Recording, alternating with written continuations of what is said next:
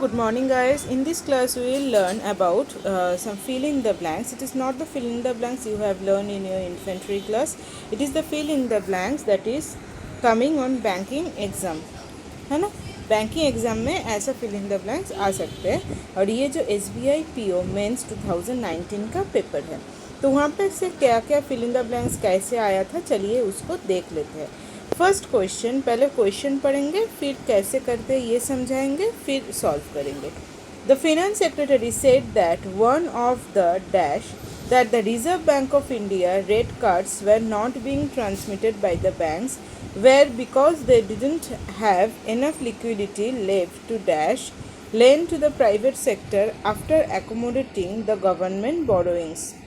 इसका जो ऑप्शन है देखिए, वन इसमें दिया हुआ है वन, और ये है टू, और वन और टू के लिए देखिए वन में थ्री ऑल्टरनेटिव्स दिया हुआ है यानी ऑप्शंस, एंड टू में भी थ्री ऑल्टरनेटिव्स दिया हुआ है. थ्री में से आपको एक वर्ड चुनना है.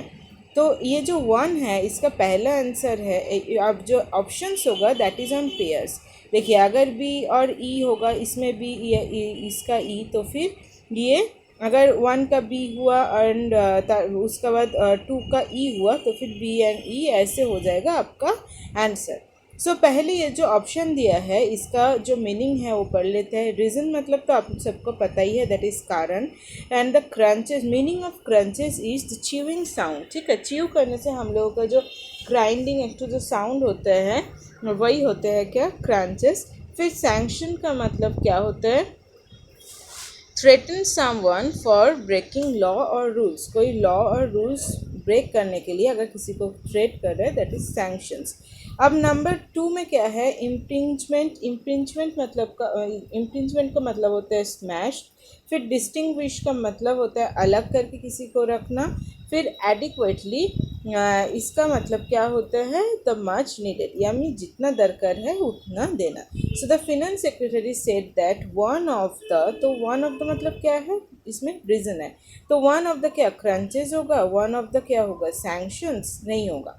दोनों ही रॉन्ग है. सही कौन सा है, नंबर ए यानी reason. One of the reason that the reserve bank of India rate cards were not being transmitted by the bank were because they didn't have enough liquidity left to dash. enough liquidity left किसके लिए, enough liquidity left to dash lend to private bank. इसमें देखिए अगर adequately करते हैं यानी जितना दरकार पड़ेगा उतना ही अगर lend करना चाहते हैं, so that is adequately lend to the private sector, यानी enough liquidity नहीं रहा प्राइवेट सेक्टर को देने के लिए आफ्टर एकोमोडेटिंग, यानी गवर्नमेंट का जितना भी दरकार था वो मिटाने का बाद, गवर्नमेंट बोरोइंग जितना चाहिए था वो पूरा करने का बाद प्राइवेट सेक्टर को और देने के लिए कुछ नहीं बचा था.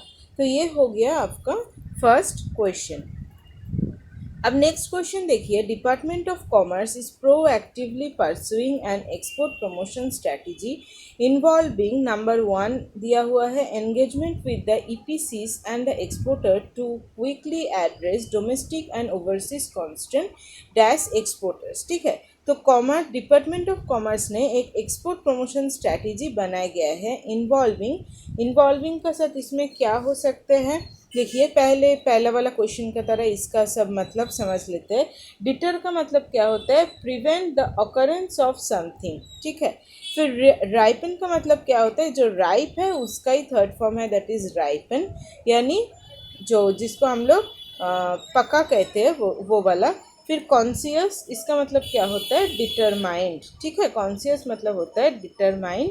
और फिर डेबिलिटेटिंग, इसका मतलब क्या होता है, making someone very weak, है ना, making someone very weak. फिर इम्पैक्टिंग क्या होता है, पावरफुल इफेक्ट. किसी का अगर कुछ इफेक्ट है तो हम लोग क्या होता है, इम्पैक्ट.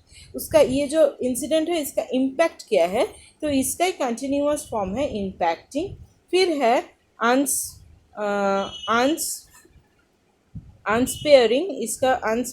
इसका मतलब जो होता है दैट इज़ गिवन फ्रीली और जेनरसली. ठीक है, गिवन फ्रीली और generously. So the Department of Commerce is proactively pursuing an export promotion strategy involving deter तो इसमें नहीं होगा, प्रिवेंट ऑकरेंस इन्वॉल्विंग, किसी को प्रिवेंट करने के लिए तो कोई स्ट्रैटेजी नहीं बनता है। फिर राइपन भी इसमें एकदम नहीं होगा। तो अगर कॉन्शियस लेंगे तो कॉन्शियस एंगेजमेंट हो सकता है, यानी बहुत जो मतलब डिटरमाइंड अगर कोई एंगेजमेंट होता है तो कॉन्शियस एंगेजमेंट हो सकता है, यानी नंबर सी इसका हो गया राइट आंसर। फिर देखिए engagement with the EPCs and the exporters to quickly address domestic and overseas constant, यानी नंबर 2 में क्या होगा, कॉन्स्टेंट डैश एक्सपोर्ट। कॉन्स्टेंट अगर जो कॉन्स्टेंट होता है वो क्या करते हैं, कॉन्स्टेंट जो ओवरसीज और डोमेस्टिक जो कॉन्स्टेंट, यानी जो उसका जो उसको रोक देते हैं, है ना।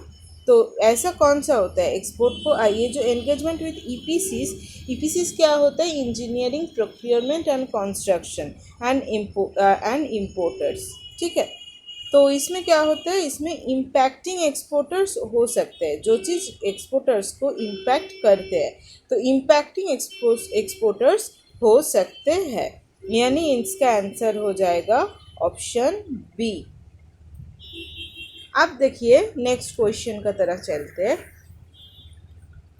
अच्छा, ए का जो ऑप्शन था वो हम टिक करना भूल गया, एक बार नंबर 1 का ऑप्शन टिक कर देते हैं। देखिए इसमें कौन सा हुआ था, रीजन, एंड यहाँ पे क्या होता है, एडिक्वेटली, यानी ए एंड एफ, यानी option C is the right answer.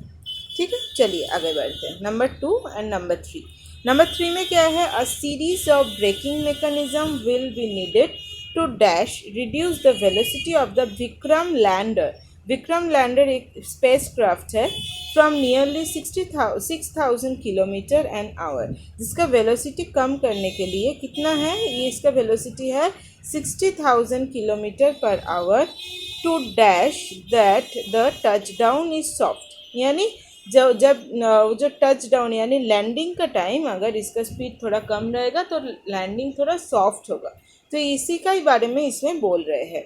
So the series of braking mechanism will be needed to, इसमें क्या हो सकते हैं, विल बी नीडेड टू, देखिए पहले इसका आंसर देख लेते हैं। ड्रास्टिकली इसका मतलब क्या होता है, हैविंग वेरी नोटिसेबल इफेक्ट। इलोसेंट मतलब सॉरी, इलोक्वेंटली मतलब क्या होता है, जो फ्लुएंसी उसको बोलते हैं। अनरेवलिंग इसका मतलब क्या होता है, यानी एक्सप्लेन और सॉल्व समथिंग, ठीक है। उसका हॉल्ट का मतलब होते हैं pull oneself with difficulty. फिर एंश्योर इसका मतलब क्या हो जाएगा, एंश्योर मतलब हो जाएगा मेक श्योर, एंड प्रोन मतलब हो जाएगा इंटेंट। प्रोन मतलब क्या हो जाएगा, इंटेंट, यानी किसी चीज़ को होने का अगर संभावना होते हैं सो दैट इज़ प्रोन। जैसे क्या हम लोग बोलते हैं अर्थक्वेक प्रोन जोन, यानी वहाँ पे अर्थक्वेक बहुत ज़्यादा होते हैं, तो प्रोन मतलब यही होता है। ठीक है, ठीक है, अब देख लेते हैं और एक बार क्वेश्चन पढ़ के कि कौन सा अप्रोप्रिएट आंसर हो सकते हैं। A series of braking mechanism will be needed to, ठीक है, अगर needed to noticeable reduce needed to, अगर इसका क्या हो जाएगा, इसका तो फ्लुएंसी नहीं हो सकता है। फिर इसका जो है सॉल्व नहीं होता है, needed to solve reduce the velocity नहीं हो रहा है, तो drastically needed to drastically reduce the velocity of the Vikram lander from nearly 60,000 kilometre an hour to क्या होगा इसमें, to ensure that touchdown is soft, यानी टू श्योर करना कि टचडाउन सॉफ्ट होगा। तो इसका कौन सा राइट आंसर हो गया, आपका ए एंड ई हो जाएगा आपका राइट आंसर। अब क्वेश्चन नंबर 4 देखिए। Astronomers frequently observe merger between the distant galaxies, but it is dash to reconstruct the interaction that define the Milky Way in part because we lack an outside perspective of our own galaxy. अब perspective मतलब क्या होता है, look, outlook, ठीक है। So astronomer frequently observe merger between the distant galaxy, यानी distant जो galaxy होता है उसका साथ संपर्क करना। यहाँ पे मर्जर मतलब जो कंपनी मर्जर वो वाला नहीं है, संपर्क करना, कोई डिस्टेंट, कोई दूर का कोई गैलेक्सी का साथ अगर मर्जर करना होता है, सो एस्ट्रोनॉमर फ्रीक्वेंटली इसके लिए ऑब्जर्वेशन यानी एग्जामिनेशन कंटिन्यू करते हुए जाते हैं। But it's dash to reconstruct the interaction. But it's क्या हो जाएगा इसमें, बट ईट्स ये देखिए इसका ऑप्शन देखिए, ट्रिकियर मतलब क्या है, जो इजी नहीं है। एसिडिविटी मतलब क्या होता है, जो क्लोज अटेंशन होता है। रिप्रोवेट मतलब क्या होता है, पर्सन विदाउट मॉरल्स। अब नंबर 2 का देखिए, इन्फ्लुएंस जिसका मतलब होता है एनर्जी टू डू समथिंग। फिर मॉडर्न मतलब तो पता ही है। और डेवियस मतलब क्या होता है, showing a skilful use of the tactics to achieve goal. यानी इसमें इसका मतलब क्या होता है, सॉरी, स्किलफुल टैक्टिसेस, ठीक है, इसका मतलब होता है। So astronomer frequently observe merger between the distant galaxies, but अगर बट दिया हुआ है तो कोई नेगेटिव वर्ड ही होगा, यानी टफ है, करने को नहीं होता है, तो इसमें ट्रिकियर हो सकते हैं। To reconstruct the interaction that define the, इसमें द में क्या होगा नंबर 2 में, टू डिफाइन द, देखिए ये क्या है, जो अलग मिल्की वे यानी जो नया है फॉर द एस्ट्रोनॉमर। सो इसमें नया का इन्फ्लुएंस भी नहीं हो सकता है, डेवियस भी नहीं हो सकता, लेकिन मॉडर्न मतलब लगभग आसपास में इसका मतलब जा रहे हैं। Modern Milky Way in part because we lack an outside perspective of our own galaxy. तो इसमें ए और ई हो जाएगा आपका राइट आंसर, यानी ऑप्शन सी हो जाएगा आपका राइट आंसर। अब इसका बाद वाला क्वेश्चन देख लेते हैं। Question number 5, increasing the urbanisation, यानी अर्बनाइजेशन अभी जो बढ़ रहे हैं, and evolving demographics, expanding renewable and changing market dynamics have placed dash pressure on utilities to solve energy delivery challenges in an economical manner in the shortest possible time with minimum इसमें option 2 है जो gap में है, the paper set. So increasing urbanisation increase करने से क्या हो जा रहा है, इसका लगभग ये ऐसा ही मतलब होता है कि एनर्जी डिलीवरी अगर स्मूथली करना है तो अर्बनाइजेशन जितना बढ़ेगा ये उतना स्मूथली नहीं होगा। सो देखिए इसका पहले ऑल्टरकेट, इसका मतलब क्या होता है, डिस्प्यूट। फिर डूपिंग का मतलब होता है to deceive someone, and extraordinary का मतलब तो सबको पता ही होता है कि जो ऑर्डिनरी नहीं है दैट इज एक्स्ट्रा ऑर्डिनरी। फिर डिस्ट्रप्शन, इसका मतलब क्या होता है, डिस्टर्ब। प्रोट्रैक्ट मतलब तो पता ही है। फिर प्रस्पिशियस मतलब क्या होता है, क्लियरली एक्सप्रेस्ड और इजीली अंडरस्टूड, इसको क्या बोलते हैं, परस्पिशुअस। तो देखिए इसका क्या होगा, increasing urbanisation, evolving demographic, evolving, अच्छा ये ऑप्शन डी होगा। हाँ इसमें ई हो गया है, आप लोग इसको डी कर लीजिए, ये वाला ऑप्शन डी होगा। 2 का ये देखिए ए बी सी, उसका तो डी आना है, तो ई हो गया, प्रिंटिंग मिस्टेक है, इसको सही कर लीजिए। तो increasing urbanisation, evolving demographics, expanding renewable, changing market dynamics have placed in an economic, have placed, इसका डैश है, हैव प्लेस्ड, इसमें क्या होता है, क्या ज़्यादा प्रेशर, तो ऑल्टरकेट इसमें नहीं हो सकता है, डूपिंग भी नहीं हो सकता है, लेकिन एक्स्ट्रा ऑर्डिनरी प्रेशर हो सकते हैं, यानी ज़्यादा प्रेशर।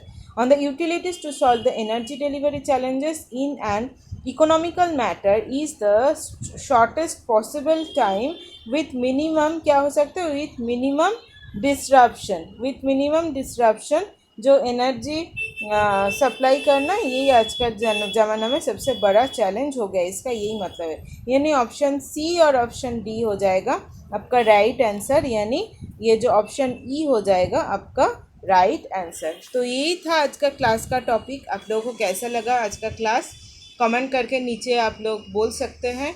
और अगर मेरा क्लास आपको अच्छा लगता है तो मेरा चैनल को सब्सक्राइब करने मत भूलिएगा, उसके साथ बेल आइकॉन को भी हिट करने मत भूलिएगा। और अगर ये जो चीज़ है अगर आपको यूज़फुल लगा तो दूसरा का साथ भी शेयर कर दीजिएगा। Thank you so much guys, thanks for watching.